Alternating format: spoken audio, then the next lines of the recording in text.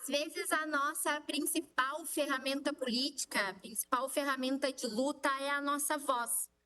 Estar dentro desse parlamento é um ato difícil, todos os dias.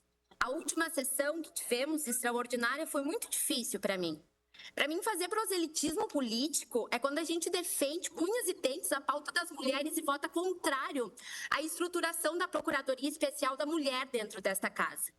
Então, não estou aqui fazendo proselitismo quando digo que esta lei vai na contramão da preservação ambiental.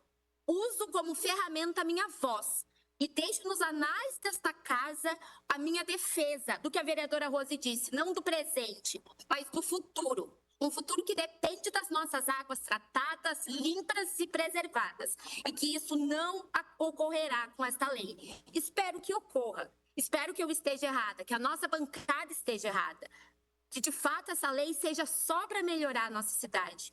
Mas infelizmente não é isso que eu enxergo nos moldes com que ela se coloca, por isso que não emendamos e por isso que usamos sim, com todo o orgulho, para deixar registrado nos anais dessa casa a nossa fala, como nossa principal ferramenta de luta, para dizer que a gente defende o desenvolvimento, defende a desburocratização dos processos legislativos, executivos dentro da nossa cidade para o povo, principalmente para o povo que tem menos acesso à informação, mas a gente não pode defender isso na contramão da preservação daquilo que a gente tem de bem mais precioso e caro, que é a água potável. Muito obrigada.